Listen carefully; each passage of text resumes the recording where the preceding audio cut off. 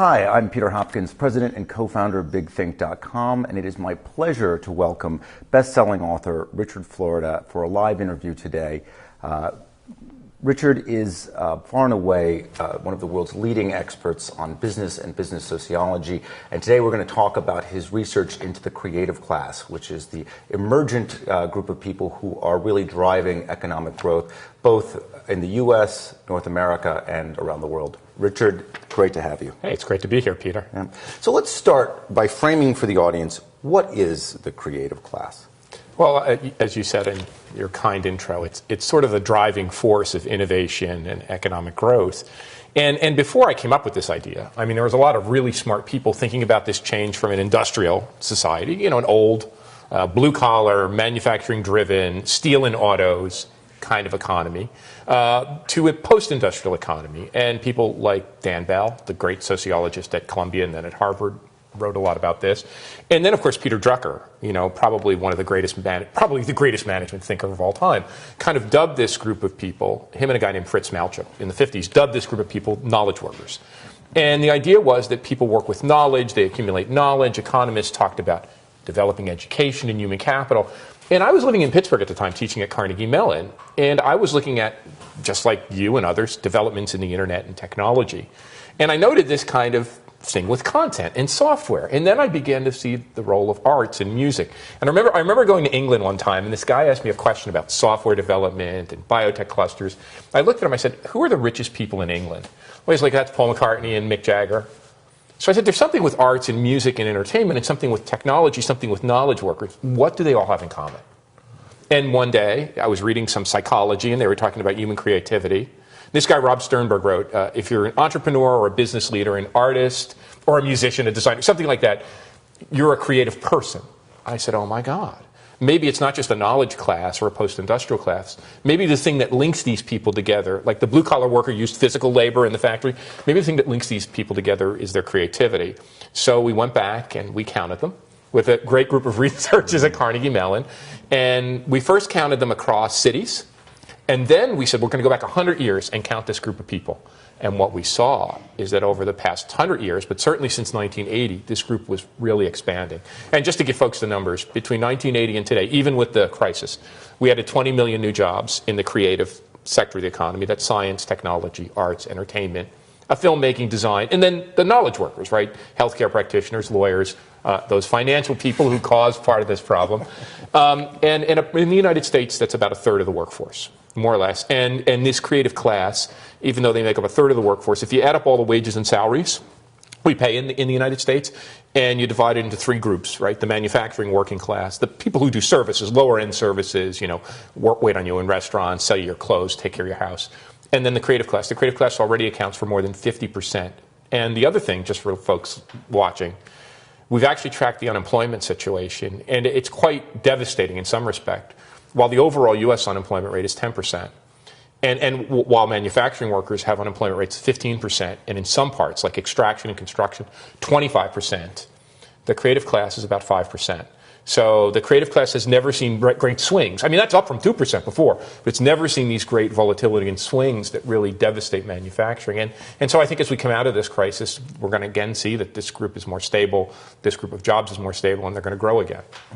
So let's key off that. You have an idea that you've called the creative economic revolution.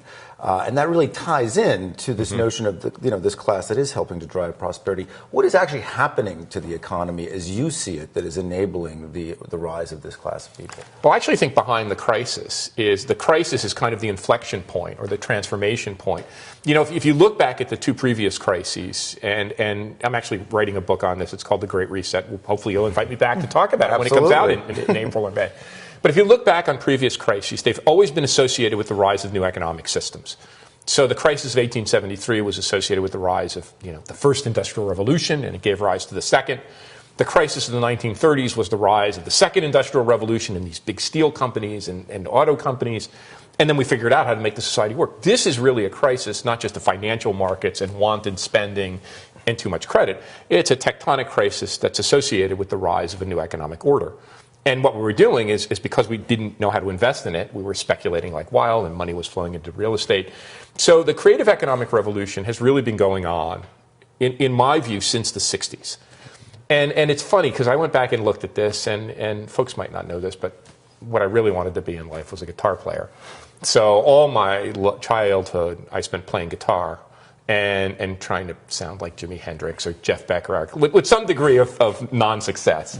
But in the 60s, we saw all of this creative revolution, and even before that, jazz in the 50s, but the beat revolution, and then the 60s thing happening in New York. And I just read the fabulous book on Warhol and the Velvet Underground. Mm-hmm. So, you can see this stuff building up as people are tired of and kind of blanching at the strictures of the old organization man society. And it's kind of, it's kind of why we're all fascinated by Mad Men, I think. You see this transformation, this kind of pivot point, right, running through as Mad Men develops. And this creative thing emerging, but people don't know what to do. And so the one way I kind of view the 1960s is this giant temper tantrum, right? Creative people just saying, I'm not going to take it anymore, Mom and Dad. I want to grow my hair long. I want to grow a beard. I want to go to California. I want to listen to new kind of music. This explosion in art. But it wasn't really hinged to the economy. In the book, I said it, Woodstock wasn't the signal event of the creative revolution. Silicon Valley is. And so I think what happened almost at the same time is these people who were tired of working in the big companies, innovators, some people working at IBM and General Electric, Bell Labs, said, no, we have all this cool stuff we want to make, all this interesting stuff we want to make. The company's very bureaucratic. It's not paying attention to us. Somehow they found their way out to the San Francisco Bay Area and began to build these enterprises that they owned and controlled, right? They began to devise new structures and new forms. And actually, Peter, my entire early research career, well before I came to any ideas of the creative class, was trying to figure out what Silicon Valley was. I wrote a book in 1990 about this called The Breakthrough Illusion. In any event, I think those structures began to take hold. And this new group of people who had the ideas began to be seen as more economically valuable. And what's happened over the past 20 or 30 years, as manufacturing has been offshored and outsourced and moved to the BRICS, but particularly China. I think in the advanced countries like the United States or Canada or Scandinavia or Northern Europe, this creative input, this idea input, this mental labor has become more important. So I see this shift as big as and fundamental as the shift, that Marx wrote about when we move from a feudal or agricultural society to a modern industrial economy and society. I see this shift kind of the same way. We're moving from an older industrial society where value was created by physical labor and raw materials to a new kind of society and economy where value raw materials and physical labor and agriculture are still important. We need to eat and drive things and we need homes, but this mental value added, this creative labor is becoming more important. So that's why I think this is a big revolution on the order of the transformation from an agrarian society to an industrial economy and society.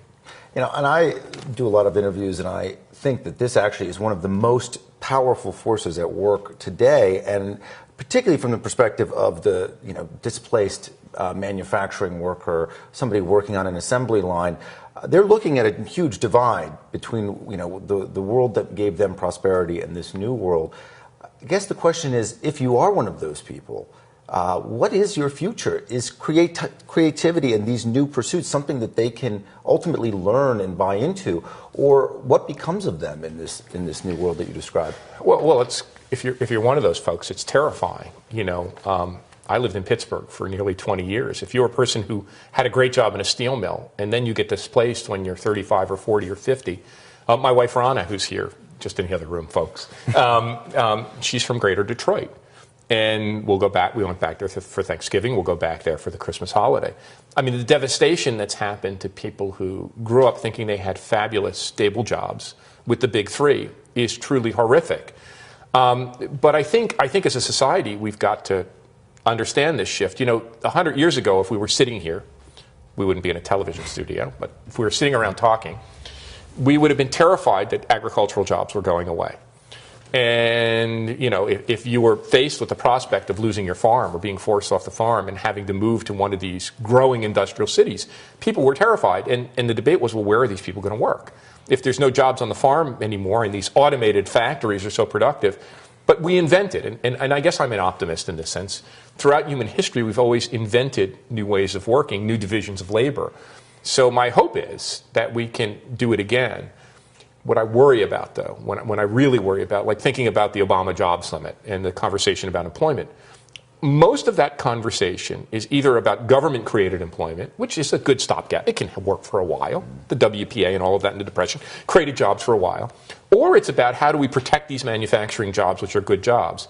My dad worked in a factory all of his life, and I talk about him in my books, and maybe people watching have that. But my dad got a job at 13. He actually had to leave school in the 7th grade in Newark because he had to go to work. His brothers and sisters had to go to work. My grandpa had to work. And my grandma worked in a bakery. It took 9 people to make a family wage. And my dad worked in an eyeglass factory in the down next section of Newark, the Ironbound section. It was called Victory Optical, this giant brick building. And I remember my dad telling me when I was a little boy, he said, Rich, when I started working in that factory in 1934, 1935, I had a really crappy job. I mean, I made low wage. I had virtually no benefits. We worked long shifts. And remember, people used to bemoan manufacturing work as terrible, dirty, dangerous. William Blake called factories satanic mills. My dad said, but when I came back, he enlisted in World War II, and he was an infantry soldier in the great battles, D-Day and all of that, storming the beaches. When I came back from World War II, he said, Rich, something happened to my job. It became a good job. Now, obviously, there was unions that helped to do this, and collective bargaining, and government, the Wagner Act that Franklin Roosevelt passed, and occupational health and safety. But my dad said, my bad job became a good job. And so what we've been working on actually in our institute, and so glad you can come up to Toronto where we live now, what the city of Toronto has been pioneering, and I think we're going to help define this turf. We mentioned that a third of the jobs are in the creative class. About 20% of jobs are in blue collar. 45% of jobs. 45% of all jobs are the service jobs. What we talk, the retail jobs, the shop jobs, the restaurant jobs, the manicurists, the haircutters, the makeup people. Those jobs pay the least. They have the most tenuous circumstance. So one of the things we're trying to do right here in Toronto and with the city and city workers and city government and folks here, but also I think needs to be talked about more, is how do we make that group of service jobs, good, high-paying jobs, equivalent to the fact, lower skill, like the factory job was, but how do we make those jobs more innovative? How do we get people involved like they were in the factories and improving productivity? And how do we raise pay? That's one of the key things we're working on. And that's the kind of job somebody who worked in an auto plant, if it was high paying and it was a good job, not if it's a $10 an hour job, but if it was a good job with a career progression, that's the kind of job they could naturally slip over to. So let's focus on that for a minute. It's a very interesting concept, elevating the restaurant worker, the hairstylist, to a higher plane in society. That would seem to have to involve some greater investment of value. You can't just wave a magic wand and make the McDonald's worker, a high level part of the economy. What can be done to make them more value additive and produce more relative to their inputs? Well, it means one thing, that we're going to have to pay more for our burgers. And at the end of the day, it's worth it. We spend a lot of money for a car. We spend a lot of money even for a television set or a computer. Now, they've come down in price. We spend a lot of money for the clothes we wear. And then, we don't want to spend a lot of money for the food we put into our body. Or what about the person who takes care of your ailing parent or your kid? I mean, to me, we're going to have to pay more for that. So as a society, we're going to have to pay more. Okay, people might not like that, but if we want to elevate jobs and create livelihoods for people, the other thing that we see happening, and we're trying to organize this, some of these companies to come, and boy, oh boy, I wish Obama would do this. This would be the job summit.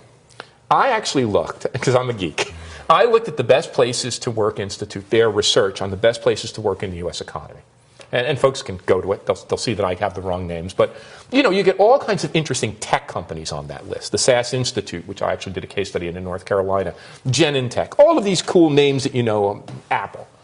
The other companies, and some consulting firms, right? The other companies on that list are like Zappos, Wegmans, Whole Foods, Container Store. What those companies are doing is actually they're viewing their workers as a source of creativity, innovation. And they're taking a page from a company like Toyota, which said, we're going to view our workers not so much as a liability, we're going to organize them in teams, we're going to tap into their brain power.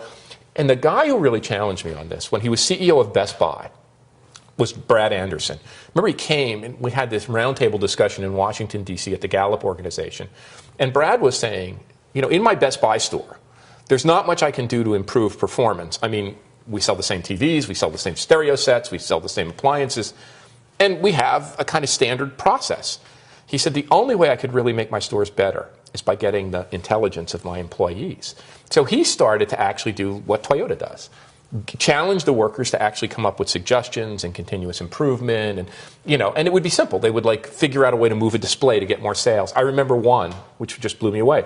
They were trying to figure out why they weren't selling in ethnic neighborhoods in LA.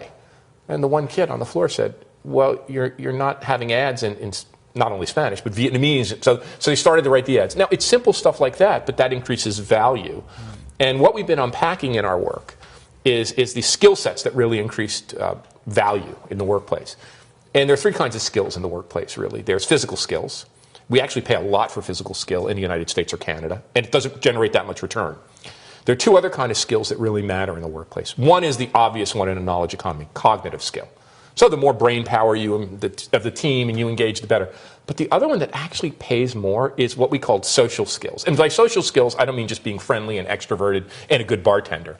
It's actually, and you'll know this in the stuff you discuss on this program, it's the ability to build teams, to motivate people, to get other people to be part of your cause or your mission. So I think if we could start to upgrade services with more cognitive skill, but not just more cognitive skill, more of this social skill.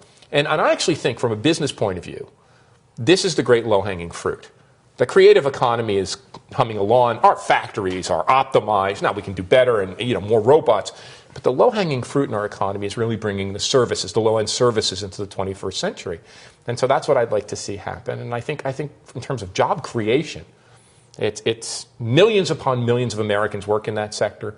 It's highly insecure. It's low paying. It's the sector. If we want to say we're going to build the backbone again of a lot of jobs, it's the only place we have to look. Unless we just say we're going to have a crappy, split, unequal economy, and I'm not willing to relent to that right yet. Now I'm curious, are there models, you mentioned Best Buy, but are there models that have been developed that actually are able to assign value to the work of service workers and actually cut them into some of the overarching value that they can generate through these things? Or is it simply, right now, just kind of casual and haphazard? It's very casual and haphazard. We've been looking at the Four Seasons. It was started here in Toronto. It's, obviously a luxury brand. But it's the kind of brand that depends on allegiance of its customer, and it really has worked hard to. And the other thing is promotion from within. That's a key thing. You might start as a low-level person, but the ones that work always, just like Toyota, it's promotion from within. So you may start at the lowest occupation, but you can work your way up. I think now we're in the same situation as kind of Frederick Taylor, sitting there in the 1880s and 90s. And a few manufacturing companies were experimenting with time and motion studies and scientific management. We're certainly not where Henry Ford was when Henry Ford said we can add the assembly line and have an organized production system. So we're very early into this. And I think the key right now, and what we're trying to do at our institute, is really array a set of best practices. And we had a meeting last week, and we said, we've got to go at this just the way people studied high performance or quality manufacturing. We've got to figure out what those best practices are in the workforce with regard to pay and benefits. And then we have to see to what degree they're diffusing and how they work together. But I think we're extremely early on. The companies I would look at, again, Whole Foods engaging its workers. To a certain degree, Starbucks, which is a pretty big company. Container Store is another one that's done a lot of this. And we're going to have to figure out models, Zappos online, figure out models that go beyond that and push it. I don't think it's an academics, who's going to lead this. I think this is a very much an in-action strategy project. Where, and maybe the better example is agricultural extension, right? How they began in the farm to move new technology onto the farm. And then what we used to call manufacturing extension back in the 80s, when they saw, oh my God, manufacturing is becoming leaner and more quality. As we identify those practices in an effort to diffuse them and to make people understand, you don't have to treat workers, you shouldn't ethically treat workers like crap, but in your grocery store, or in your mom and pop shop, or in your hotel operation, if you stop treating workers like a cost or a liability, you start treating workers as an asset, you invest in them, you upgrade their capabilities, you can get more productivity and innovation. That's where I think we have to go. Now, is there something fanciful about this notion in that at the very moment where you're seeing contraction in the consumer economy that we are now potentially relying on consumption and treating workers better and paying them more as a ballast for the rest of the economy? Well, isn't this the great problem in every crisis? Isn't this what Keynes wrote about? The nature of a crisis is a big race to the bottom, right? That's what a crisis is about. Everybody says, oh my God, I've got to cut costs. I've got to get my balance sheet in order. And so Keynes and others in the United States, businessmen, were worried about, oh my God, how are we going to create demand, this ephemeral thing called demand? And what they quickly figured out is the only way you're going to create demand is by raising the incomes of workers. If you kept the workers' incomes low and you paid them like crap and you gave them minimum wage or below subsistence wage in the factory, how do you create that demand that we're going to buy the cars and the houses with? So they put a lot of effort into that. And actually, I mean, in the United States, not only the Keynesian thing, but the United States moved pretty close. We actually had a full employment bill in the House and the Senate in the late 1940s. And then, fortunately, the machine kicked into action. That got tabled. Now, in other countries, in Scandinavia, in Northern Europe, in Japan, that became a reality. But here it got scuttled. The United States got scuttled. And the idea was that we can create demand. And one of the things we create that demand by building roads, by building houses, by building appliances. It became a cycle. When I was a younger person, we used to talk about Fordism, a fancy concept for not only Fordist mass production, right? What the theorists at the time were arguing, not only do you have this mass production system with assembly lines and steel mills and car factories pumping this stuff out, you had to build not only a Fordist economy, you had to build a Fordist society. Well, the Fordist society required higher wages. Henry Ford's great idea that, oh my God, these workers need to make $5 a day so they can buy a car. And you needed to have institutions, right? Governmental institutions, a social welfare state, infrastructure investment, mortgage banking that could make it affordable to buy a house. We don't even have that conversation now. All we're thinking about is how do we cut the cost, how do we get the economy back on track, and then the silliness of like trying to reflate the old Fordist thing. I mean, I like slam my head against my desk. You know, we're going to do a cash for clunker. We're going to do a cash for appliances. We're going to have everybody redo their mortgage so they can buy another house they can't afford, or walk away from this house and buy another house.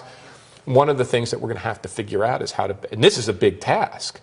This is a task like we faced in the 19th century. What kind of society do we have to build if we're going to uncork this tremendous creative and productive potential? This is not just a task of, Keynesian demand management and fixing the economy and making sure the bubble doesn't blow up. This is a task of building a whole new social order. And what I like that we're having this conversation, but what I'm scared about is in the halls of power, in the corridors of power, as far as I can see around the world, this conversation isn't going on. And that conversation did go on in the United States and in England and in other places in the 1880s. It did go on in the 1930s and 40s. And maybe it's because we're so early. This thing just happened a year ago. Maybe it's because it's so early and we think we can just brush it aside. But sooner or later, I hope that conversation emerges. How do we build a society which values the creativity of everyone, creates markets for that creativity, creates good jobs for people, and is functional? I mean, it's striking how eerily silent it is across so many domains where this should be in front of mind. One area is education. This is not a conversation, at least to my knowledge, and we interview a lot of education thought leaders, where this is taking place in terms of the curricula, in terms of how students are taught to think about their role in the larger macroeconomy. My question for you is, for viewers out there who are listening to this and wondering, where do I fit in? What would be your counsel with regard to how they self-prepare, how they train themselves outside of a system that is perhaps not ready to do it for them? What are the skills that they need to develop, whether to be a value additive service worker on the one end or a hyper intellectual or knowledge-driven creative worker? Well, the interesting thing about service work, now that you say it, is a lot of the creative class is moving into this work. And I think that's why you see such a revolution. And I mean, this fellow Matt Crawford, who sometimes criticizes me, I have no beef with the guy, who says he left his PhD and went back to open his motorcycle shop. Well, he had the skills and the capability to make a great motorcycle shop. You see so many members of the creative class going into, home repair or food. The whole revolution that's going on in food and restaurants and organic products in Canada where we live, this whole thing with ice wine and upgrading of ice wine. So you see the members of the creative class going into this stuff and saying, oh, that's really interesting. In terms of skills, I think our work has helped us identify this. I think in the United States, in Canada, in Europe, we've all been, and in Asia, we've all been told, be smart. That's what my parents said. My dad said, I work in the factory, Rich, and they sent me to Catholic school, Queen of Peace, of all places, boys' high school in North Arlington, New Jersey, in the heart of Sopranos country. And why did they send us there? Two boys, Richard and Robert. They wanted us to have a good education. That was the ticket to upward mobility. And you got a career. So we went to Rutgers College, got Garden State scholarships, and figured out, I majored in urban planning and figured out it was the way into the economy. I think now, though, that's not enough. Of course, an education is helpful. And our work suggests that the cognitive skills, the knowledge skills are only part of it. Actually, it's the social skills that really matter. And if I had to be really blunt and give kind of business advice, the one thing that we don't teach, I teach in a business school, the one thing that we don't teach in a business school, that we don't teach in school is not only entrepreneurship, we don't teach people how to sell. It's been the hardest thing I've ever had to learn. How do you sell? How do you pitch a book project? How do you, and you know this too, you had to build a company. We have kids, and I try to hire people, and they say, I'll come work for you, but I don't want to sell. Well, I mean, I hate to say it, in this kind of economy that we have, this fragmented, what Dan Pink calls a free agent economy, which I think can be better for lots of people if we have the right social supports and right benefit systems. We have to sell more. So the social skills, the team building, the selling. The other part was education, and we talk more about this, but I always hated school from day one. I never liked it. I never felt it was an education system. I felt it was an education school. Maybe it's because I went with nuns, and I have the scars to prove it. They have that effect. Yeah, but I never liked it. In college, I never went to class. And, you know, what's interesting about this, you know, and I hung out with my friends, and we talked about interesting stuff, and we had this, you know, kind of wide-ranging seminar over beers at night. But, you know, whether it's Steve Jobs or Michael Dell or Bill Gates, people who are far more business savvy than I'll ever be, or most of us, 99.9% of us, all of them dropped out of school. So that's telling me that something in the system is broken. And I think one of the great things about technology, and I don't want to overblow technology, but we both love it, I think that technology enables kids to learn without having to be stuck in these many stultifying places called schools. And if we look at learning less as real estate, as, you know, send the kid to a school, and more as development. I mean, Ken Robinson nails this, you know, when he talks about it. Like 99% of 3-year-olds score as creative. They go to school for a few years, it's down to 50. By the time they're teenagers, it's 10. And by the time they're my age, it's like 1%. I forget his statistics, but there's something like that. So I think we have to build institutions not of education, but of learning. And those are going to have to be human-centered and individual. And I think the technology gives us a chance.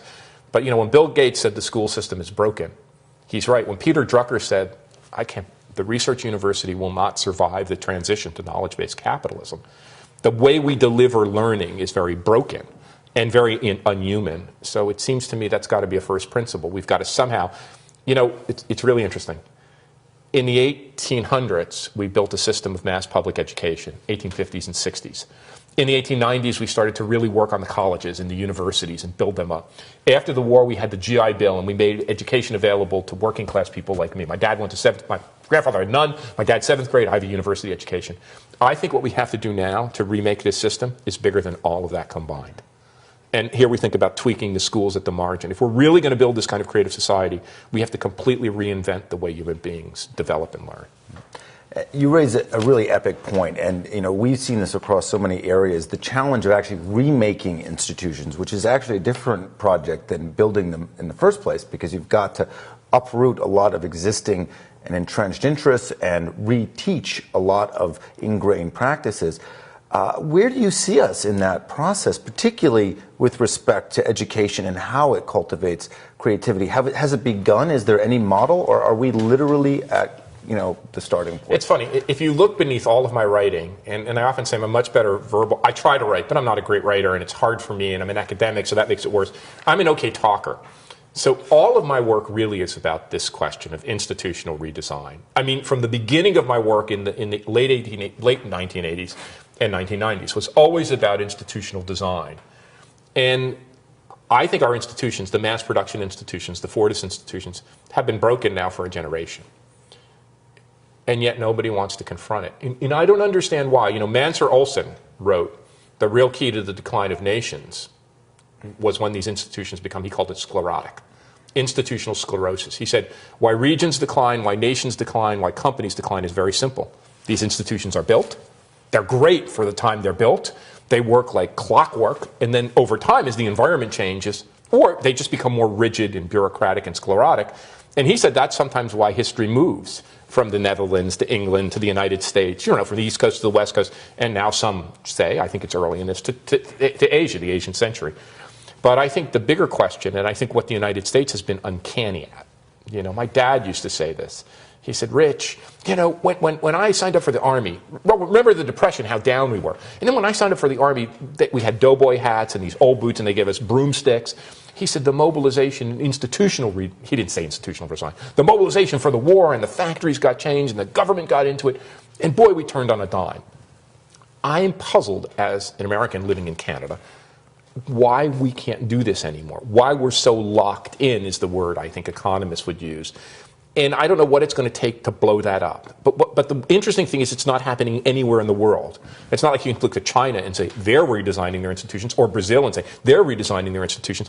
It's almost as if everyone is stuck in the same place. It seems to me that the mental models and frameworks of the Fordist economy, of the mass production economy, are so powerful and so deeply ingrained in the way we think, it's hard to think in other terms. And so what I think happened, actually, is people create their own safe space. So the folks in Silicon Valley said, screw that. I'm not going to go try to rebuild industrial Fordism. I'm going to carve out a really cool thing here in Silicon Valley for me. I'm not going to take this on and redo arts education. I'm going to build a little interesting arts district in my community.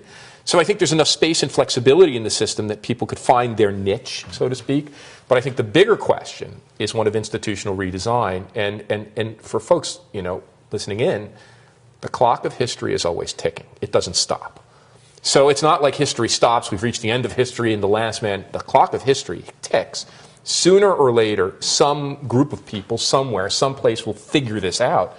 And as they figure it out and get this institutional redesign right, they'll get huge advantage, huge competitive advantage, huge first mover advantage, and they'll eclipse us.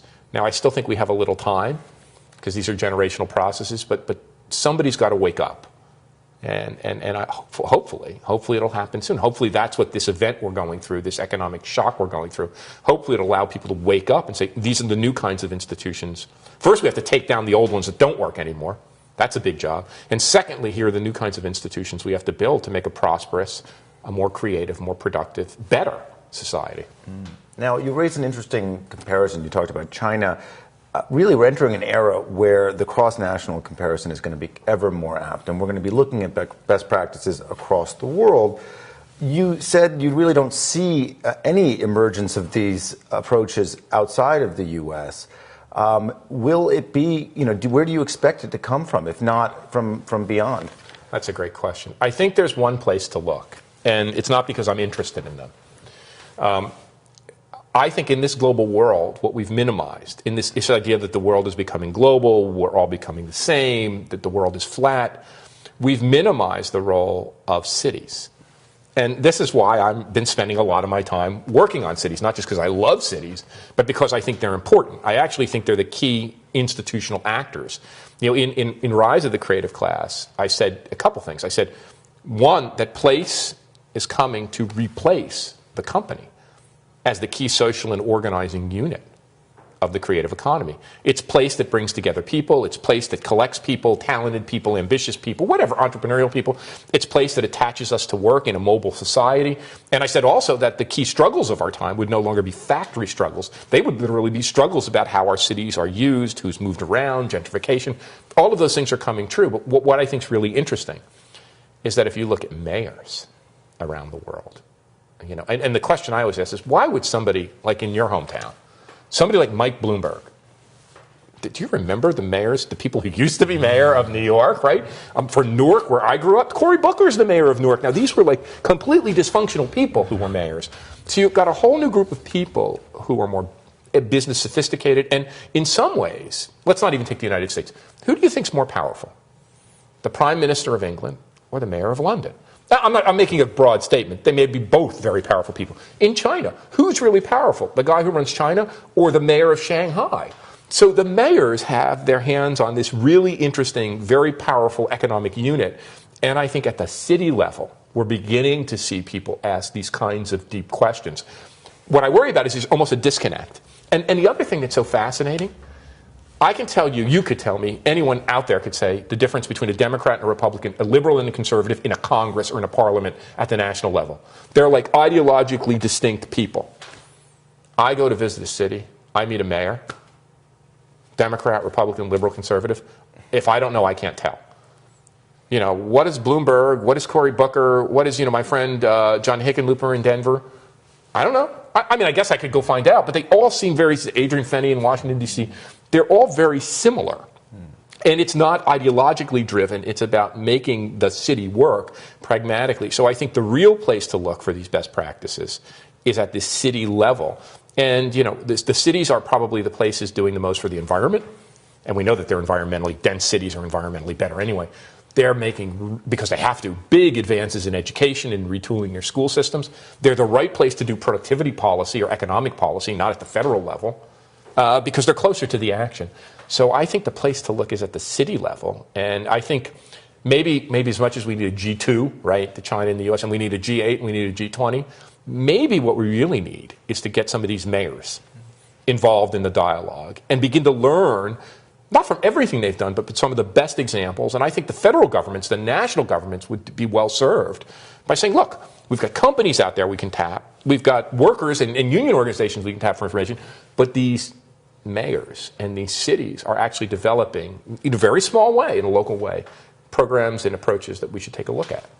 Now, you mentioned a range of really kind of standout mayors, my mayor, Mike Bloomberg, being one of them. I mean, he's had a range of very interesting programs, one of which was relevant to us in that right after the economic crisis hit New York, devastating Wall Street, he announced a range of initiatives to incent entrepreneurs. Absolutely. And so I'm curious, are there examples that already would qualify as you would describe it as best practices that you've seen that you can point to specifically?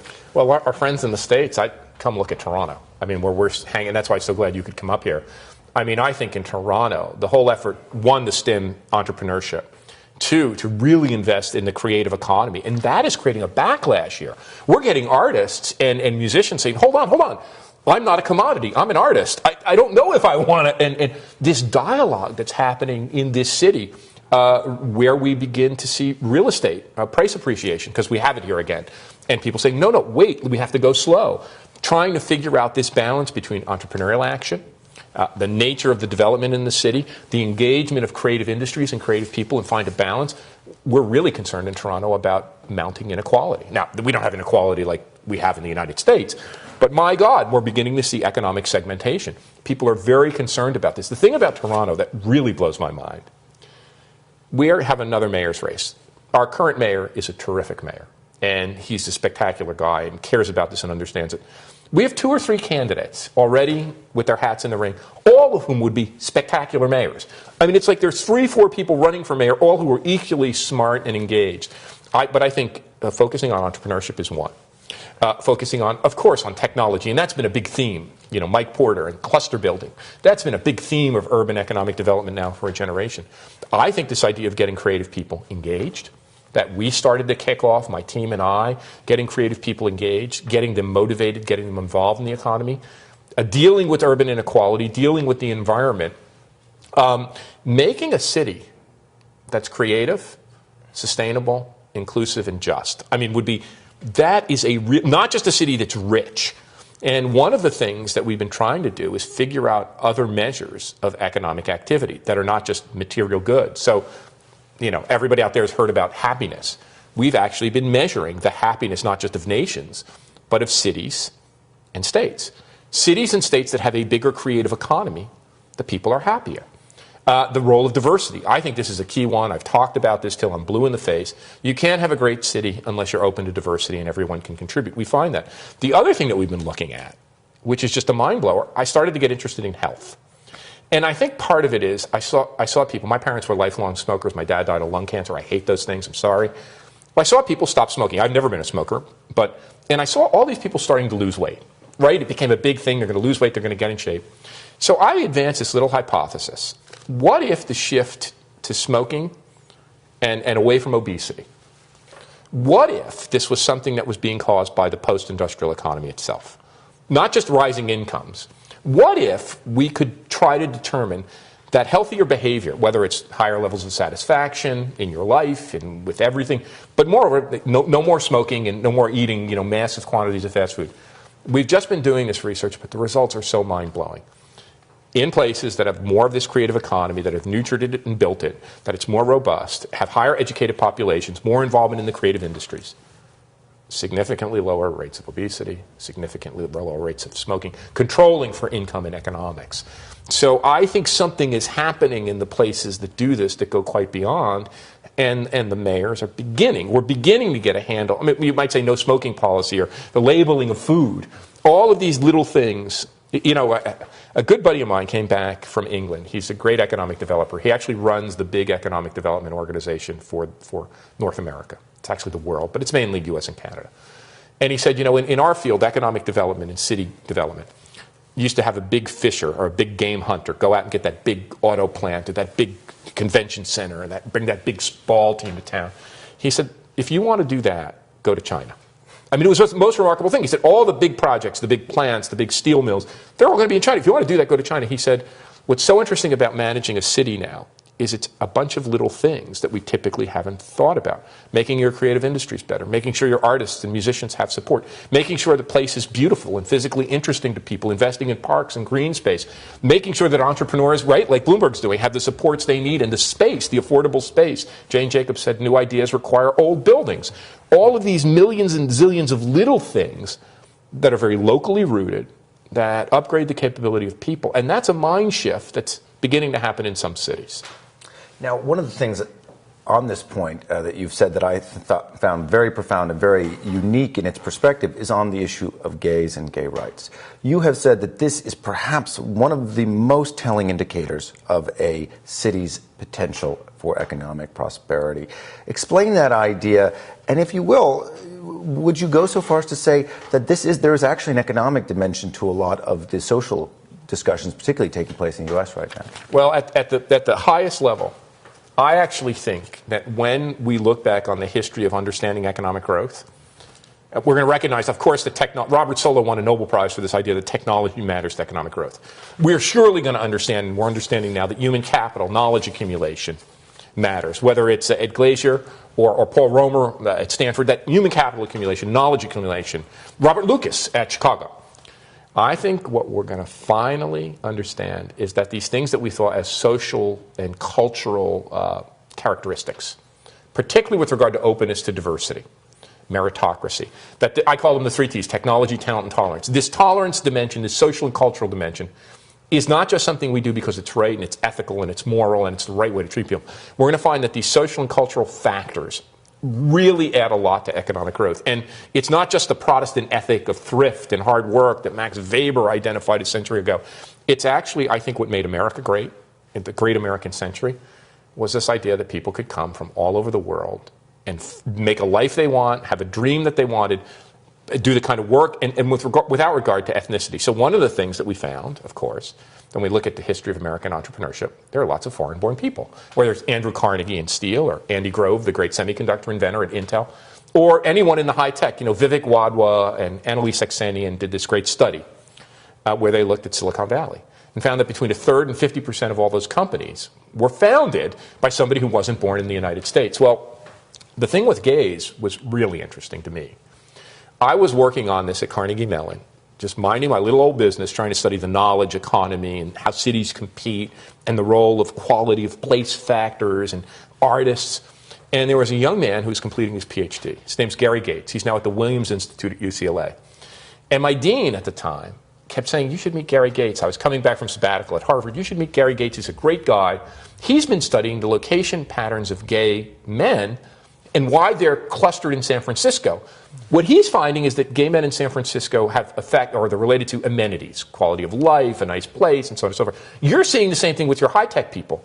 So I went to meet Gary one day, and as I've learned, if you work in this kind of socially, I don't know, hot-button area, cultural hot-button area, there's a lot of debate and dialogue. You have to develop a sense of humor. So Gary said, Rich, let me see your list of your high-tech meccas. And, of course, it was the San Francisco Bay Area and Silicon Valley. It was Austin, Texas. It was Boston. It was Seattle. It was San Diego, and on and on. He's like, you just named 5 of the 10 gayest places in America. So we laughed hysterically. And in my old New Jersey language, wouldn't it be a great goof, was the kind of way we ended it. Wouldn't it be a great goof to look at this? It was a joke. Well, shit, sorry. Excuse my French. We took a look at the data. And Gary is a fabulous statistician and demographer. And the more we looked at the data, the more it became clear that there was an association. Now, I've never seen any of my empirical work subject to this kind of scrutiny? Well, the association is spurious. Well, the association is causal. You didn't have instrumental variables. We said right off the bat, it's not predictive. It's not that gay men are leading high-tech businesses. And then the thing that landed me on Colbert, with a young woman named Charlotta Melander, a Swedish young woman, we actually looked at the role of artists, concentrations, gay, male, and lesbian concentration on housing prices. And what we found is controlling for income, controlling for education. The effect of this gay and lesbian arts culture thing was ginormous. But well, what is going on? So places that are more open, places that value people, that are more meritocratic, they're going to attract more people with skill and ambition and entrepreneurial verve. It's almost like an instrument. The gay and lesbian factor is a proximate variable for a place that's very open-minded and self-expressive. A place that, if a creative person, we know one thing about them. They want to self-express. They want to, whether they're Andy Warhol or Bill Gates, John Lennon or Mick Jagger, they want to express themselves, what's deep within them. So places that allow you to do that, that activate that allow you to mobilize resources, they're also the places that are going to gain an upper edge in the entrepreneurial and innovative realm. So that's what we found. And I'll tell you, the kickback to that. I've never been exposed to this kind of ricochet effect where people want to rip this effect to shreds. And I think it reflects the fact that's a hot button issue. But we think we've shed some light on it. And we think now newer generations of economists, this young man named Scott Page at Michigan has written a whole book on diversity. What he's concluded theoretically is if you want to get a new idea and innovation, you need cognitive diversity. Demographic diversity, a mixing of people, is a great proxy and a great way to get cognitive diversity. Now, let's look at this from the perspective of businesses, because they're a big player in all of this. As they look at these realities, they look at the theory that cities are going to thrive more when they're more diverse and more open-minded, that they provide these amenities and so forth. What should they be taking into account as they try to position themselves to be magnets for creative talent? Well, the first thing, for all you business folks listening in or viewing, I actually wrote a lot on this. I wrote the whole middle section of Rise of the Creative Class deals with how business can compete and can harness and mobilize creative talent. So take a look at it. I actually wrote a piece with Jim Goodnight in the Harvard Business Review looking at the SAS Institute. But I think for business, this ability to attract talent, and the companies that are doing this is best practice. The companies that are attracting people globally, that are putting in place diversity efforts, and I've gotten to speak to a number of these companies and see what they're up to. That's clearly the wave of the future. Now, don't get me wrong. I want to be really honest. Whether there's a city out there or a company that can harness one ethnic group or one racial group that can develop a niche in that, if they're religiously oriented, whatever it is, yeah, it's possible. So somebody will come up with an example of a city or a company that's more homogeneous, that's quite successful. But in general, the advantage you get from open-mindedness and diversity and meritocracy and being inclusive, and I think most importantly, what the real key to the creative age is, allowing people to self-express, allowing people to be themselves and not have to be this facsimile of a person, a company man, if you will, a company person. I think I said in Rise of the Creative Class, it's not like you can pump creativity out of someone or speed up the assembly line of creativity. People can easily withhold their creativity. So if you're not motivating them internally, if you're not motivating them intrinsically, if you're not allowing them to self-express, they'll just shut down and they'll use their creativity at night or on their off time. That's really the thing. So companies, it's not just, Peter Drucker said, you're no longer going to be able to motivate these creative people with money. You have to treat them as volunteers. You have to allow them to self-express. That's where companies have to get to. And I think the best companies, the biggest global companies, see that. Now, we've got some questions from the audience, which have come in. Awesome. Which have come in through Twitter. So let me hit some of these while we've got some time left. This is from NEM Multimedia. He or she writes, how do we create a society that values the creativity of every person for the good of that society? That's our end game, right? And that's my end game. And what the first thing you have to do, I think, is education and speaking and evangelism, and you have to get out there and make the case and show facts. The other thing I think we have to do is what this person did. One of the things that I find always happens to me is people see the word creative class and they say, oh my God, he's talking about a creative elite. Either an artistic elite or a technological elite, depending upon who. But in all my work, I've said every human being is creative. What we have to do is include everyone in this creative class. And I think so that's a continuous message, that it's not just about supporting a creative elite, an unequal society. It's about harnessing and enhancing this thing that every human being shares. Every human being shares, every child has, intrinsically, this ability to be creative. And then showing how we're not going to grow our economy, we're not going to be prosperous, we're not going to develop our people, allow them to have happy and fulfilled lives unless they can. You know, I think the other part of this, look at the giant consumption and shopping binge that we just went through. What is that about? You know, I'm going to buy my identity in a designer rack. You know, and you look at these young gals, the young Hollywood gals, and literally a label on every part of their anatomy and body and the right car. That's because people can't find purpose, right? And I think what we really do is we don't create ourselves simply through consumption. I don't want to be anti-consumption. My dad was really happy when he bought a new Chevy. I'm telling you, and he waxed that thing, and there was pure joy in the guy's eyes when he got a new Chevy. But giving purpose in their lives and giving people purpose. I certainly felt a lot better in my own life when I found a purpose. You know, than when I was a young kid, you know, trying to play music or trying to get through school. I found a purpose. I could write. I could make a difference. And I think most people that you talk to, right, most people you might interview, when they find their purpose, it creates an enormous well-being. That's what psychologists of creativity and fulfillment tell us. Imagine if we could give that gift to more people, but not just to give them the gift. I think giving them that gift to self-express and be creative is actually the economic primes the pump. It creates more innovation. It creates more entrepreneurship. It gets people ignited and excited. And I think that's where we have to go. Now, our next question is from Behance team. And I like this question because it keys off something you said earlier.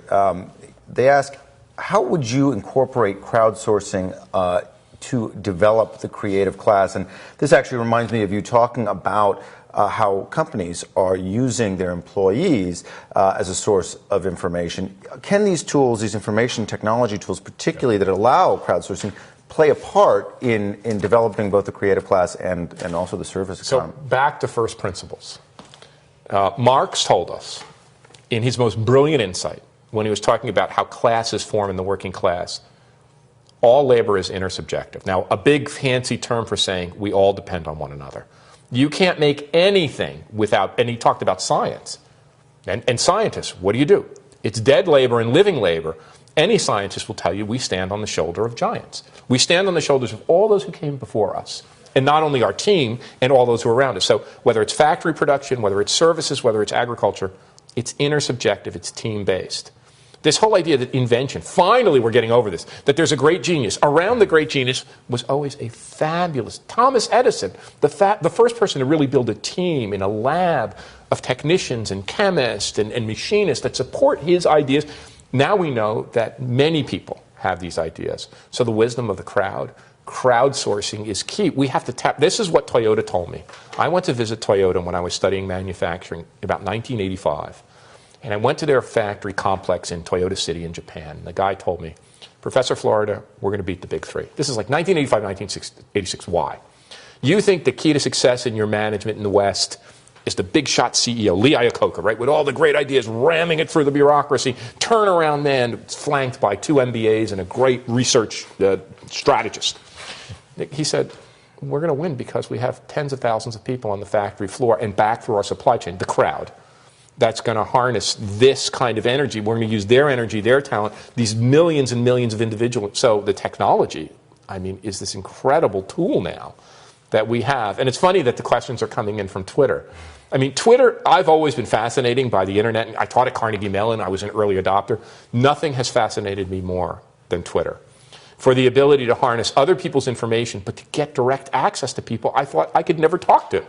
And so I think the technology provides another enabling infrastructure. And I think the other thing, not only enables us to tap into the wisdom of the crowd, it also enables individuals to mobilize resources. So you have almost the crowd at your disposal as an individual, and as ideas become good, they can mobilize people, both consumers and workers. So I think the technology is part, it's almost like the railroad, right? The canal system was a technology of one era, the railroad was a technology and infrastructure of another area, the highway system, this thing, and it's not just the internet, this ability to use social media and mobilize intelligence. I've never seen anything like it. And just from a work point of view, my ability to collaborate and work with people, I don't even remember, and I'm sure most of us, I don't even remember how I could have worked before. The efficiency gains and the innovation gains are just so dramatic.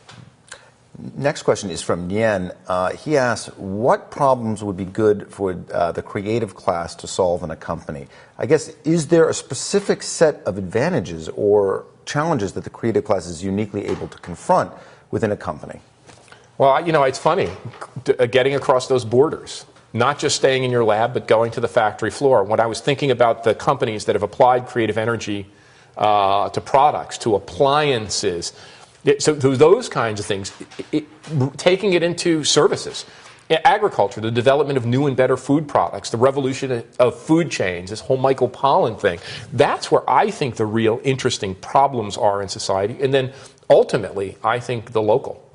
So I think for companies to really realize how important their city or their community is, and one of the things I think that creative people are very attuned to is how important their local environment. Like in Who's Your City, I wrote this. There are three big things that make us have a happy life. One is the work we do, the challenging, exciting work. Not money. Money's important, don't get me wrong, but it's the challenging work we do and the way we get purpose from that. Of course, it's our social relationships, our families, the love that's in our life and personal relationships. But the third piece that we always forget is the place we live is an important part of that. So I think for companies, thinking a lot more not only about the products they make, but the places where they're based. And actively, because the people, when I interviewed creative people, they said, I really love my work, but I'd actually like to spend more time not only at home, I'd like to spend more time making my place better. I'd like to volunteer and be involved in boards and all of this sort of thing. I think that's another area. And and also in development of technology and development of products. IBM and lots of companies are getting into smart cities. Other companies are getting into green technology. I think a big opportunity, creative opportunity, are actually how do you remake locations and make them not only more creative but more inclusive and sustainable. So that's a couple places at least to focus.